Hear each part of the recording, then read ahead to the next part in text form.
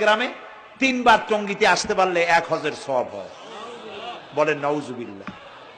শুধু 3 বার না, কিয়ামত পর্যন্ত লোকের এখানে আসতে থাকবে, আরাফাতের ময়দানে 1 সেকেন্ডের যে সওয়াব হবে তাও হবে না।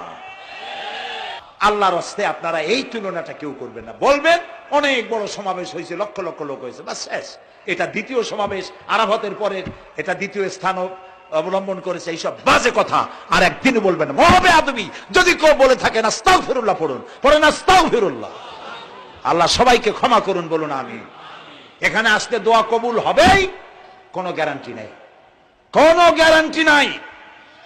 কিন্তু রাসূলুল্লাহ বলেছেন আরাফাতের ময়দানে দোয়া কবুল হয়। রাসূলুল্লাহ বলেছেন আল্লাহর ঘরের কাছে দাঁড়ায়া মুলতাজিমে দাঁড়ায়া এমন কোন দোয়া করি নাই যে আল্লাহ কবুল করেন নাই। কাজে এই সব চিন্তা করবেন না। প্রিয় ভাই, সব রাসূলের প্রতি ঈমান